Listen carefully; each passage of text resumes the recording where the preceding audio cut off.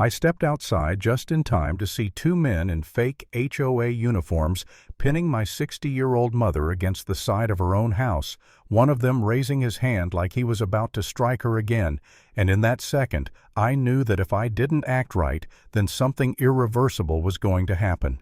Her face was already swollen, her voice shaking as she begged them to stop, and they kept repeating the same cold line about HOA authority like it gave them permission to hurt her. That was the moment everything in my life narrowed down to one choice. My name is Daniel Rivers, and until that day I believed I understood conflict restraint and consequences.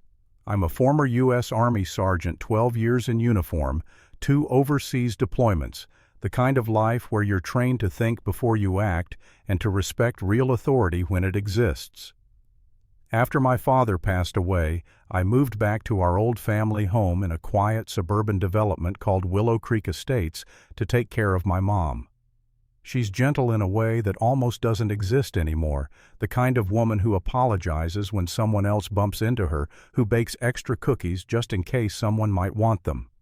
She had never raised her voice at a neighbor, never challenged a rule, never given anyone a reason to see her as a problem. But Willow Creek Estates had an HOA, and the HOA had a president named Karen Whitmore. People in the neighborhood used to joke about Karen the way you joke about something that annoys you but hasn't hurt you yet.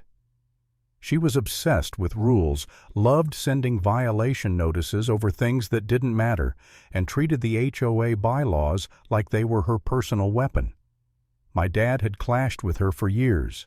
Nothing major, just constant pressure. Letters about the angle of the mailbox, complaints about the shade of the fence paint depending on the time of day, citations for flowers being a few inches too tall. He fought every single one calmly, methodically, and he won more often than not. Karen never forgave him for that. When he died, I thought foolishly that the conflict died with him. For the first week after the funeral, things were quiet. Too quiet. Then the letters started appearing. Official-looking envelopes taped to the door while my mom was inside watching TV. Notices about noise violations when the house had been silent. Warnings about landscaping issues that didn't exist. I'd come home from the gym and see a car parked across the street with someone sitting inside, engine running, just watching our house. Every time my mom asked me if she'd done something wrong, something twisted in my chest because the honest answer was no, and I couldn't explain why this was happening to her. Karen started showing up in person, always with that tight smile that never reached her eyes. She spoke slowly, carefully, like she was explaining something complicated to a child.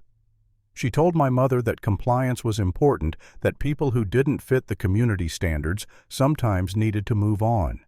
She said it casually, like she was offering advice, but the threat underneath was clear. I told myself it was harassment, nothing more, and that if we just kept our heads down, it would blow over. That was my second mistake. Things escalated fast. One afternoon, my mom called me, her voice trembling, saying Karen had accused her of shoving her during a routine inspection. It was absurd. My mother could barely carry a full laundry basket, let alone attack anyone. Neighbors laughed about it when they heard, but Karen didn't back down. She filed an official report with the HOA claiming aggressive conduct. Suddenly, there were warnings about enforcement, about disciplinary action, about consequences. I remember sitting at the kitchen table that night, staring at the paperwork spread out in front of me, feeling something I hadn't felt in years: doubt. Not about the facts, but about myself. I started wondering if I was overreacting, if maybe I was letting old resentment color my judgment. I thought about how tired my mom looked, how every knock at the door made her flinch, and for a moment I considered whether it would be easier to just sell the house and leave, to walk away from the fight entirely. I hated myself for even thinking that. The day it all exploded, I was coming back from the gym, earbuds and sweat still cooling on my neck.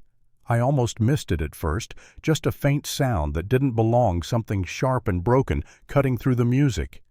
I pulled one earbud out and froze. It was my mother's voice crying in a way I had never heard before. Not calling for help, not shouting, just crying. I ran. When I rounded the corner of the house, the scene in front of me didn't make sense at first.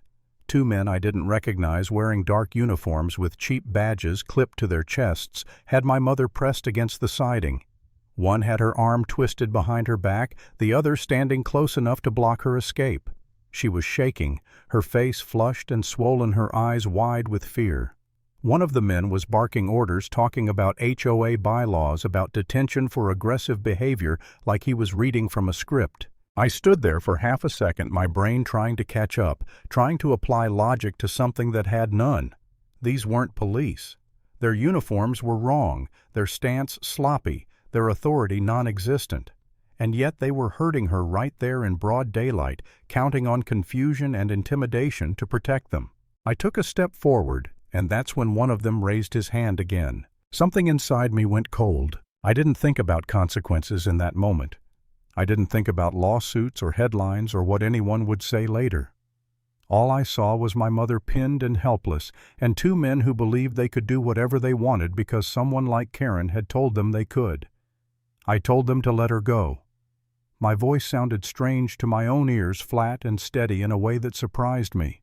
They laughed. One of them told me I was interfering with HOA business. The other tightened his grip on my mother's arm. That was it. I moved fast, pure instinct taking over the years of training kicking in without conscious thought. I put myself between them and her, forcing space where there hadn't been any. One of them tried to grab me, clumsy and angry, and I reacted, redirecting him away from my mother using just enough force to stop the threat. The other lunged in, and I defended myself again, focused on creating distance, on ending the danger. It was over in moments, but it felt like time stretched thin, every sound sharp and loud.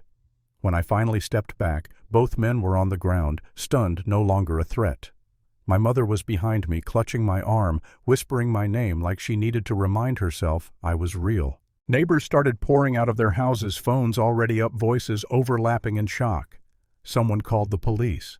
I knelt beside my mother, my hands shaking now that the adrenaline was fading, checking her face, her arms asking her over and over if she was okay. She kept saying she hadn't done anything wrong, like she was afraid no one would believe her. Sirens cut through the noise within minutes. Real sirens, real authority. The officers took one look at the scene and shifted immediately into action, separating everyone, calling for medical assistance, asking questions. Neighbors spoke up without hesitation, pointing at the men, explaining what they had seen, offering up their recordings. The story came together fast, too fast for anyone to twist it. One of the men, pale and shaking, broke down almost immediately. He said Karen had hired them, said she told them my mother was non-compliant, that she needed to be scared into leaving, that no one would side with an old woman against the HOA. Hearing that made something twist in my stomach, a mix of rage and disbelief that anyone could be that cruel and still think they were in the right. An officer asked me to stay put. Another cruiser peeled off down the street, lights flashing, heading straight toward Karen Whitmore's house. I followed at a distance, my mother already being treated by paramedics behind me, my head buzzing like I was underwater. Karen opened her door before the officers even knocked, already yelling, already pointing, already trying to control the narrative. She accused me of assault, of attacking her security. She sounded confident for exactly 10 seconds. Then the officer told her what they already knew. The smile fell off her face like a mask. She denied everything at first, of course. Said the men were lying. Said the neighbors were conspiring against her. Then one of the officers mentioned the videos, the witnesses, the confessions. Karen's voice rose sharp and shrill, and she tried to step back inside her house. They stopped her. They put her hands behind her back. When the cuffs clicked shut, the entire street seemed to go quiet. I stood there watching as the woman who had tormented my family for years was led to a patrol car, still shouting, still blaming everyone but herself. For the first time since my dad died, I felt something loosen in my chest. The aftermath moved fast. The men who had attacked my mother were charged with impersonating officers and assault. Karen faced charges that stripped her of any illusion of authority she'd been hiding behind. The HOA she ruled over collapsed under investigation and lawsuits from residents who were suddenly realizing how far things had gone. My mother healed slowly. The bruises faded before the fear did, but the neighborhood rallied around her in a way that reminded me why we'd loved that house in the first place. As for me, I stayed. Not because I wanted a victory lap, but because leaving would have meant letting them win in some small way. I still think about the moment I almost walked away the night I sat at the table wondering if I was the problem. I think about how easy it is to doubt yourself when someone keeps telling you you're wrong with enough confidence. And I think about how close my mother came to paying the price for someone else's hunger for control. Some people mistake authority for power. Others mistake silence for weakness. That day, both of those illusions shattered.